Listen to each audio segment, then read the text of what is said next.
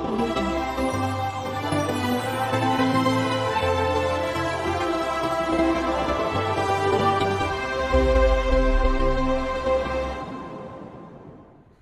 Everyone, welcome to the YouTube channel of Shikhar IAS. I hope कि आप सब लोग अच्छे होंगे।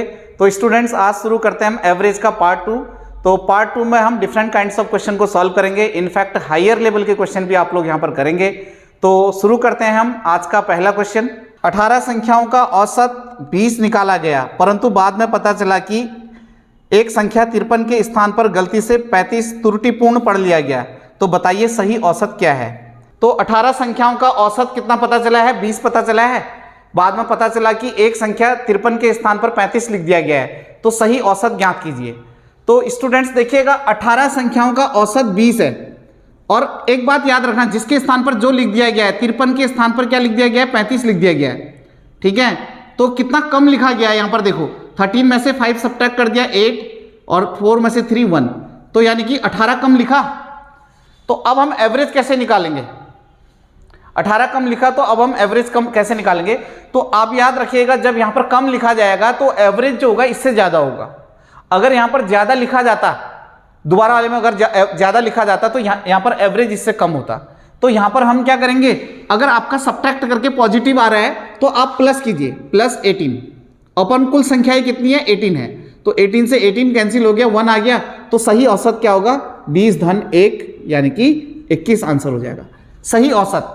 तो डायरेक्ट हम ट्रिक यूज करेंगे। सही एवरेज कैसे आएगा? 21। तो इस क्वेश्चन को एक बार मैं फिर से रिपीट करता हूं। तो क्वेश्चन में बोला था 18 संख्याओं का औसत 20 है और एक संख्या 53 के स्थान पर गलती से 35 लिख दिया गया था। देखो, लिखना था 53 और लिख दिया 35, यानी कि कितना कम लिख दिया? 18 कम लिख दिया ना। 18 कम लिख दिया तो 18 और जरूरत पड़ती है वहां पर सही एवरेज के लिए।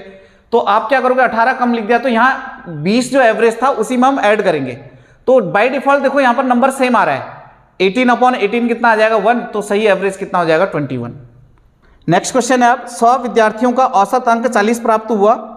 एक संख्या गलती से 53 के स्थान पर 83 लिख दिया गया। तो सही औसत ज्ञात कीजिए। तो सही औसत हम कैसे निकालेंगे? देखो, 53 के स्थान पर 83 लिख दिया गया, तो औसत कितना है? 100 विद्यार्थियों का औसत बेसिकली यहां पर 40 प्राप्त हुआ है। तो औसत देखिएगा 40 प्राप्त हुआ है। एक संख्या 53 के स्थान पर 83 लिख दिया गया, 53 के स्थान पर 83 लिख दिया गया। पहले जो भी संख्या होगा उसको पहले लिखना और बाद की जो संख्या होगी उसको बाद में लिखना। तो बड़े में से छोटा घटा देंगे, 3 में से 3 0, 8 में से 5 3, तो -30 आ रहा है। तो यहां माइनस आ रहा है तो यहां माइनस लिखा। देखो यहां पर प्लस आया तो हमने यहां पर पहले वाले क्वेश्चन में प्लस लिखा था। तो 40 माइनस, अब देखो कितना आ जाएगा? 30 अपॉन टोटल संख्याएं कितनी थी? 100। तो 0 से 0, तो कितना आ जाएगा? 40 माइनस 0.3, 0 हो जाएगा। तो कितना आ जाएगा यहां पर? तो 39.70। तो सही औसत कितना हो जाएगा? 39.70। जब गलती से गलती हो जाएगी तो एवरेज को सही करने की ट्रिक ये रहेगी। अब नेक्स्ट क्वेश्चन है, 100 संख्याओं का औसत 30 प्राप्त हुआ। बाद में ज्ञात हुआ कि दो संख्या 23 तथा 11 के स्थान पर गलती से 32 तथा 12 लिख दिया गया था। तो सही औसत ज्ञात कीजिए। अब देखिएगा, 23 तथा 11 के स्थान पर गलती से 32 तथा 12 लिख दिया गया।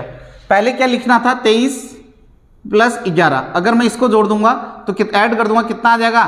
434। और गलती से 32 तथा 12 लिख दिया गया, 32 प्लस 12, तो कितना आ जाएगा यहाँ पर? 44।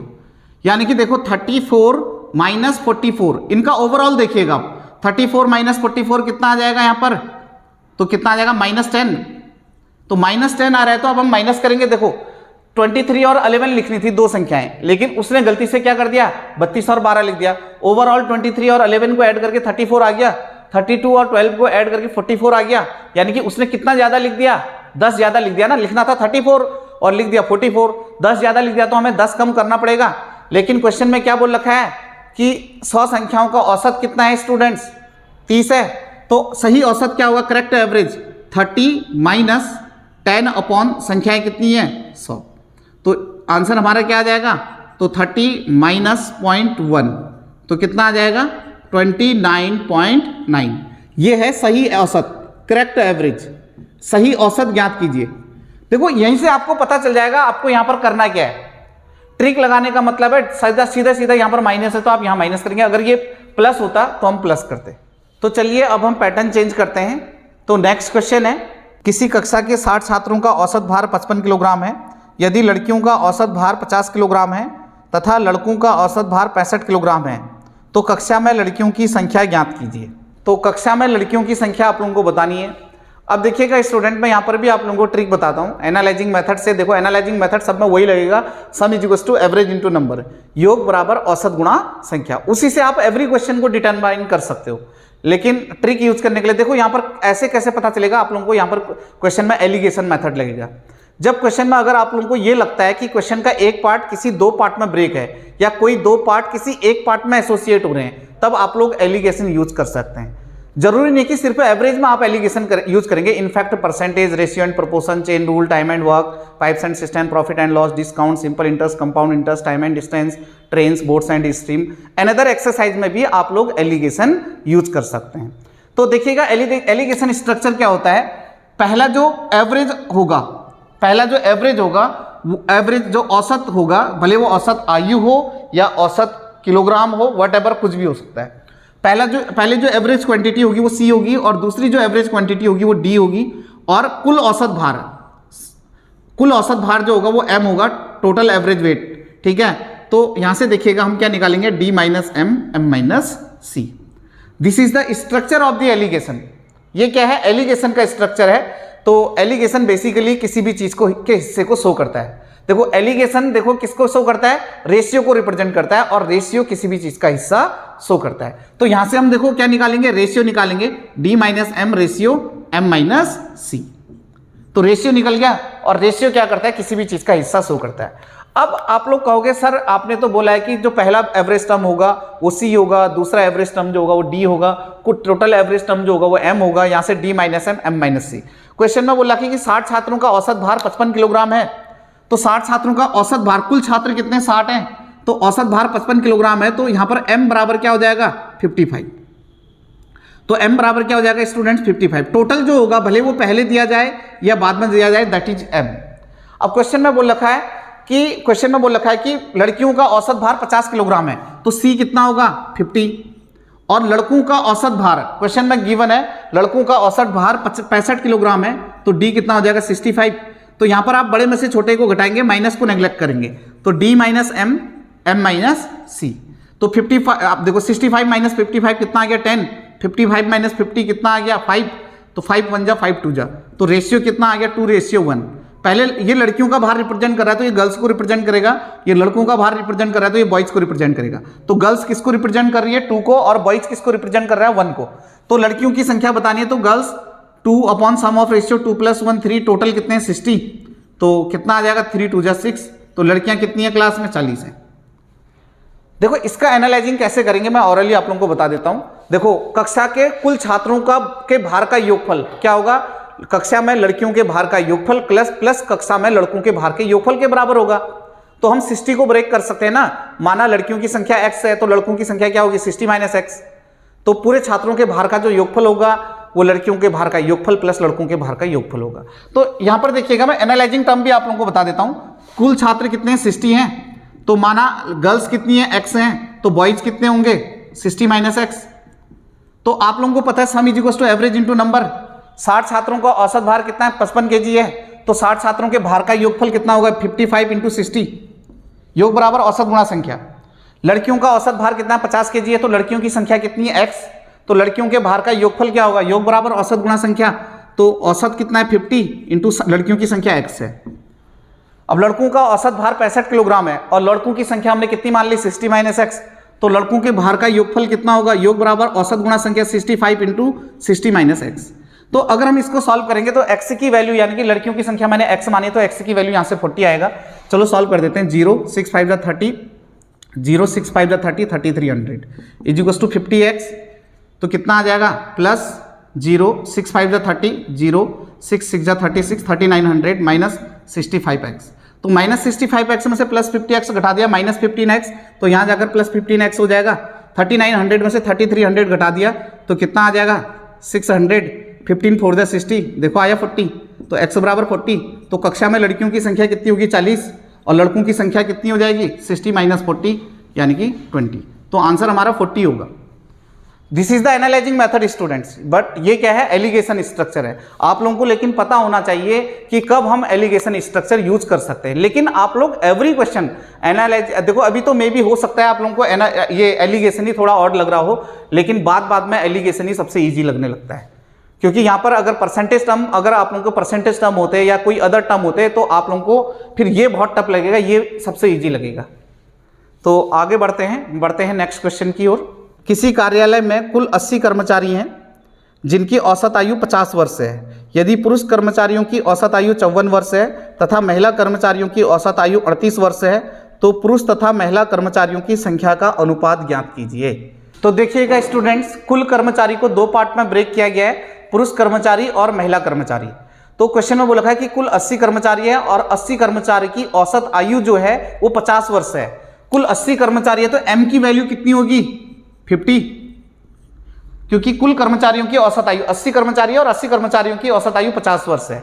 अब देखिएगा पुरुष कर्मचारियों की औसत आयु, तो c की वैल्यू क्या होगी, 54।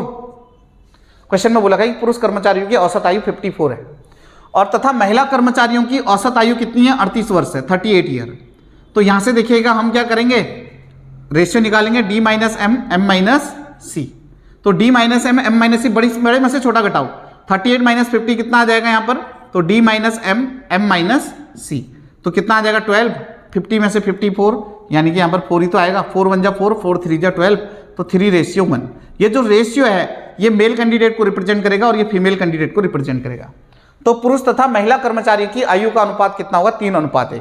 अब एनालाइजिंग से अगर हम करेंगे तो पहले आप इंडिविजुअली पुरुष और महिला कर्मचारियों की संख्या निकालोगे और फिर उसको अपॉन करोगे, काट पीट के जो भी आएगा आप लोगों का वो 3:1 ही आएगा, जो कि एलिगेशन से हमें डायरेक्ट पता चल चुका है। तो स्टूडेंट्स चलते हैं नेक्स्ट क्वेश्चन की ओर। ये रहा नेक्स्ट क्वेश्चन। किसी कार्यालय में श्रमिकों का मासिक औसत वेतन 8,500 है। यदि 7 तकनीकी विशेषज्ञों का मासिक औसत वेतन 10,000 था तथा शेष श्रमिकों का मासिक औसत वेतन 7,800 रुपये हो, तो कार्यालय में कार्यरत श्रमिकों की कुल संख्या ज्ञात कीजिए। तो कार्यालय में कार्यरत श्रमिकों की कुल संख्या बतानी है। तो स्टूडेंट देखिएगा यहाँ पर भी हम एलिगेशन यूज करेंगे।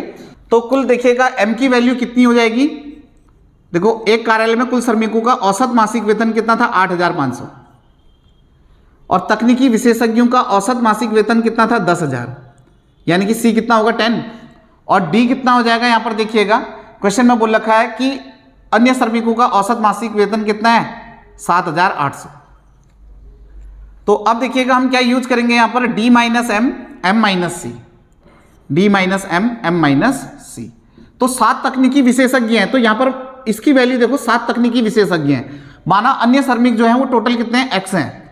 तो यहाँ पर देखो जब हमें टोटल एवरेज के साथ कोई न्यूमेरिकल वैल्यू गिवन हो, उनकी क्वांटिटी गिवन हो, तब एलिगेशन की इक्विलिब्रियम कंडीशन काम करती है। इस क्वेश्चन में हम एलिगेशन की इक्विलिब्रियम कंडीशन लगाएंगे। तो d माइनस एम कितना होगा, 8,500 में से 7,800 घटा देंगे, तो 2 जीरो तो ये रहे, 15 में से 8 घटा दिया 7, 700 हो जाएगा। तो अब देखिएगा 10,000 में से 8,500 हम घटा देंगे तो कितना आ जाएगा स्टूडेंट्स, 0 0, तो कितना आ जाएगा, 10 में से 5 5, तो 9 में से 8 1, 1,500। तो एलिगेशन की इक्विलिब्रियम कंडीशन क्या होती है, देखो रेशियो तो यही रहेगा, ये कभी चेंज नहीं होगा, d minus M upon M minus C होगा। तो एलिगेशन की इक्विलिब्रियम कंडीशन होती है ये अपॉन ये 7 upon X is equal to कितना आ जाएगा, 700 अपॉन 1500। तो this is the equilibrium condition of alligation. 7 upon X is equal to क्या आ जाएगा, 700 अपॉन 1500। तो स्टूडेंट 2 जीरो से 2 जीरो कैंसिल हो गया, 7 से 7 कैंसिल हो गया, तो एक्स इज इक्वल टू 15 आ जाएगा। तो कुल कर्मचारी टोटल कितने होंगे, यहाँ पर देखो 7 तकनीकी विशेषज्ञ थे और एक्स जो थे वो अन्य थे, अन्य कितने आ गए, अदर 15 आ गया, तो टोटल कितने होंगे, टोटल तो इतने होंगे ना, 7 + 15, तो कुल कर्मचारियों की संख्या 7 + 12 यानी कि 22। तो यहाँ पर आंसर कितना आ जाएगा, 22 आ जाएगा। तो एक बार मैं और रिपीट कर देता हूँ इसको, देखिएगा यहाँ पर एलिगेशन की इक्विलिब्रियम कंडीशन लगती है। लोग एलिगेशन पढ़ लेते हैं लेकिन एलिगेशन की इक्विलिब्रियम कंडीशन नहीं लगा पाते हैं स्टूडेंट्स। क्वेश्चन में क्या बोल रखा है, आपको कैसे पता चलेगा क्वेश्चन में एलिगेशन की इक्विलिब्रियम कंडीशन होगी, जब टोटल एवरेज वैल्यू के साथ हमें उनकी क्वांटिटी गिवन हो तो वहां पर हम एलिगेशन की इक्विलिब्रियम कंडीशन लगाते हैं। क्वेश्चन में क्या बोल रखा है, एक कार्यालय में कुल कर्मचारियों की औसत आयु कितनी है, 8,500 है, और 7 तकनीकी विशेषज्ञों की औसत आयु 10,000 है, और अन्य श्रमिकों की औसत आयु 7,800 है। तो क्वेश्चन में बोल रखा है कि कुल कार्यालय के कुल सदस्यों की आयु ज्ञात कीजिए। कुल कितने सदस्य थे कार्यालय में, ये हमें डिटरमाइन करना है। तो स्टूडेंट्स टोटल औसत आयु इतना है, तो एम सी 10,000 हो जाएगा। तकनीकी विशेषज्ञ कितने हैं 7, तो माना अन्य कितने हैं x, और इनकी औसत आयु कितनी थी 7,800 थी। तो d minus M, M minus C, तो d माइनस एम इसमें से ये घटा दो, यानी कि बड़े में से छोटा घटाना है आपको, माइनस को नेग्लेक्ट करना है। 700 m माइनस सी तो कितना आ गया 1500। तो एलिगेशन की इक्विलिब्रियम कंडीशन, क्योंकि d minus M upon M minus C तो हमेशा रहेगा ही, ये चेंज नहीं हो सकता, ये चेंज नहीं हो सकता। तो एलिगेशन की इक्विलिब्रियम कंडीशन, यहां से हम यहां जाएंगे तो यहां से यहां जाएंगे, तो 7 upon X is equal to क्या होगा 700 अपॉन 1500, 2 0 से 2 0, 7 से 7 कैंसिल, तो x बराबर 15। तो कुल कर्मचारी कितने होंगे, आंसर हो जाएगा 22। तो चलते हैं हम नेक्स्ट क्वेश्चन की ओर। ये रहा नेक्स्ट क्वेश्चन। किसी कार्यालय में कार्य करने वाले सभी कर्मचारियों का औसत वेतन 8,000 रुपये था तथा 7 तकनीकी विशेषज्ञों का औसत वेतन 12,000 रुपये था तथा शेष श्रमिकों का औसत वेतन 6,000 रुपये था। तो कार्यालय के कुल कर्मचारियों की संख्या ज्ञात कीजिए। इसके ऑप्शन है, ऑप्शन ए है 20, ऑप्शन बी है 21, ऑप्शन सी है 25, ऑप्शन डी है 32। तो स्टूडेंट्स जैसा कि आप लोग क्वेश्चन को देखकर समझ ही गए होंगे कि इस क्वेश्चन में भी एलिगेशन की इक्विलिब्रियम कंडीशन लगेगी, और ये क्वेश्चन आप लोगों को खुद से करना है, और इसका आंसर मुझे कमेंट बॉक्स में कमेंट करना है। तो इसके ऑप्शंस हैं, ऑप्शन ए है 20, ऑप्शन बी है 21, ऑप्शन सी है 25, ऑप्शन डी है 32। तो चलते हैं नेक्स्ट क्वेश्चन की ओर। ये रहा नेक्स्ट क्वेश्चन। क्वेश्चन है, एक छात्रावास में 50 छात्र थे, 10 छात्रों के और आ जाने से भोजन व्यय 70 रुपये बढ़ गया, परंतु प्रति छात्र औसत व्यय 1 रुपये कम हो गया। छात्रावास के पहले 50 छात्रों का व्यय ज्ञात कीजिए। तो स्टूडेंट्स छात्रावास के पहले 50 छात्रों का व्यय आप लोगों को बताना है। तो व्यय आप लोग कैसे बताएंगे, ठीक है। तो हम मान लेते हैं, माना 50 छात्रों का औसत व्यय x रुपये था, तो मैं यहां पर मान लेता हूं, माना 50 छात्रों का औसत व्यय कितना है, x रुपया है, x रुपया है। 50 छात्रों का औसत व्यय हमने x रुपये मान लेंगे, तो 50 छात्रों का कुल व्यय कितना हो जाएगा S50, योग बराबर औसत गुणा संख्या होता है। औसत कितना है, औसत व्यय x, संख्या कितनी है 50, तो 50 छात्रों का कुल व्यय कितना हो जाएगा स्टूडेंट 50x हो जाएगा। तो 50 छात्रों का कुल व्यय ये रुपये में है। एक काम कीजिएगा स्टूडेंट्स, हमेशा रुपये को रुपये के साथ ऐड करना, अगर कम कहेगा तो रुपये को रुपये से माइनस करना। तो 50 छात्रों का कुल व्यय कितना है 50x रुपये है। 10 छात्रों के और आ जाने से भोजन व्यय कितना हो गया 70 रुपये और बढ़ गया। तो 10 छात्र और आ जा रहे तो भोजन व्यय 70 रुपये बढ़ जा रहे। देखो ये रुपये की क्वांटिटी है, ये भी रुपया ऐड हो गया। तो 10 छात्र और आ गए, तो अब छात्र कितने हो जाएंगे 60 हो जाएंगे। पहले 50 छात्र थे तो छात्र कितने होंगे 60, लेकिन भोजन व्यय प्रति छात्र 1 रुपया कम हो जाता है। औसत व्यय 1 रुपया कम हो जाता है। तो औसत व्यय 1 रुपया कम हो रहा है, तो पहले औसत व्यय कितना था x था, तो औसत व्यय 1 रुपया कम होगा, तो अब कितना हो जाएगा औसत व्यय x माइनस 1। तो देखिएगा योग बराबर क्या होगा औसत गुणा संख्या। अब देखो क्या है 50 छात्रों के व्यय का योगफल कितना है 50x। 10 छात्र और आगे तो 50 + 1 60, तो औसत व्यय कितना बढ़ गया 70 रुपये। तो 70 रुपये बढ़ गया, तो ये भी तो 60 छात्रों का कुल व्यय होगा। तो 60 छात्रों का कुल व्यय जो होगा 60 छात्रों के व्यय के इक्वल होगा। योग बराबर औसत गुणा संख्या। कुल मिलाकर प्रति छात्र औसत व्यय 1 रुपया कम हो जा रहा है, तो 60 छात्र हो गए ना। तो हम क्या करेंगे यहाँ पर x की वैल्यू डिटरमाइन करेंगे। 50x + 70 = कितना आ जाएगा 60x माइनस 60। तो 60x में से 50x सब्ट्रैक्ट कर दिया 10x, तो कितना 70 + 60 कितना आ जाएगा यहाँ पर 13 130। तो 0 से 0 x बराबर कितना आ गया स्टूडेंट 13 आ गया। तो 50 छात्रों का कुल व्यय निकालना है। कुल व्यय तो 50x की वैल्यू हमें डिटरमाइन करनी है, यानी कि हमारा आंसर कितना हो जाएगा 50 × 13।